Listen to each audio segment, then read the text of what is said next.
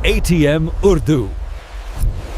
बात करते हैं उस वाकये की जिसने सबको हिला कर रख दिया। मॉस्को में एक पीर की सुबह जब यूक्रेन की जंग अचानक रूस के दारुल हुकूमत के बिल्कुल मरकज में एक बहुत ही ड्रामेटिक अंदाज में पहुंच गई, और इस हमले के फौरन बाद रूसी हुक्काम का जो रद्द अमल था ना, वो इंतहाई शदीद था। उन्होंने बगैर किसी हिचकिचाहट के फौरन बदतरीन इंतकाम का मुतालबा शुरू कर दिया, जिससे ये साफ जाहिर था कि ये हमला कितना गहरा लगा है। तो हकाइक क्या हैं? एक बहुत आला ओहदे का जर्नल जो यूक्रेन में रूसी फौज की तैयारियों का इंचार्ज था, सुबह अपने काम पर जाते हुए मारा गया, और मॉस्को ने एक लम्हा जाया किए बगैर सीधा इल्जाम कीव पर लगा दिया। लेकिन इस वाकये की पूरी अहमियत समझने के लिए हमें थोड़ा पीछे हटकर देखना होगा, क्योंकि जनरल सारवारोव इस तरह मारे जाने वाले पहले शख्स नहीं थे। ये एक बड़े पैटर्न का हिस्सा है। ये टाइमलाइन देखें, एक साफ और खतरनाक पैटर्न नजर आता है।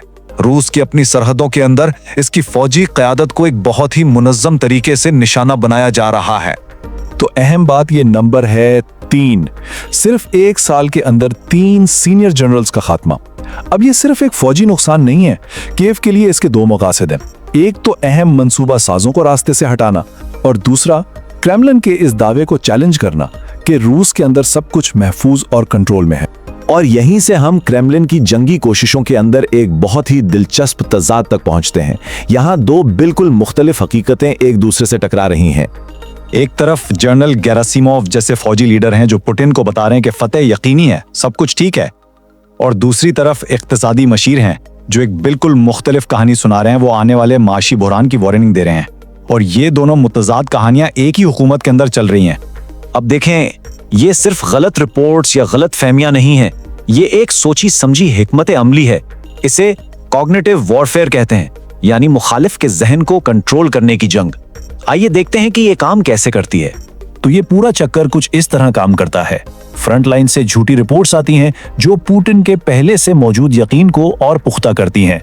फिर वो इन रिपोर्ट्स को आवाम के सामने और बढ़ा चढ़ाकर पेश करते हैं, और आखिर में इसी बयानिए को सिफारती दबाव के तौर पर इस्तेमाल किया जाता है। ये जंग सिर्फ टैंकों से नहीं बल्कि मालूमात से भी लड़ी जा रही है। तो एक तरफ तो ये कत्ल और प्रोपेगेंडा चल रहा है, लेकिन हैरानी की बात यह है कि दूसरी तरफ अमन की बातचीत भी हो रही है। अब सवाल ये पैदा होता है कि जब मैदान जंग इतना गंदा हो तो क्या मुज़ाकरात की मेज पर वाकई कोई कामयाबी मिल सकती है?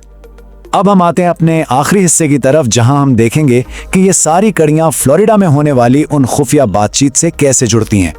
तो सोचें, एक तरफ फ्लोरिडा में सफारतकार 20 नुकाती मंसूबों पर बहस कर रहे हैं, और दूसरी तरफ मॉस्को में एक जनरल को उड़ा दिया जाता है। ऐसे वाकयात मुज़ाकरात की मेज पर एतमाद को बिल्कुल खत्म कर देते हैं और एक इंतहाई गैर यकीनी माहौल पैदा करते हैं, जहां किसी को नहीं पता कि अगला कदम क्या होगा। तो असल बात यह है कि ये एक जंग नहीं है, बल्कि 3 जंगें एक साथ हो रही हैं। एक कातलों की खुफिया जंग, दूसरी मुज़ाकरातकारों की सिफारती जंग, और तीसरी बयानियों की मालूमाती जंग। और ये हमें एक बहुत अहम सवाल पर लाकर छोड़ देता है।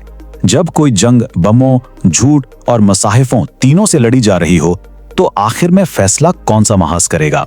क्या ये मैदान जंग होगा, मुज़ाकरात की मेज, या फिर लोगों के जहन?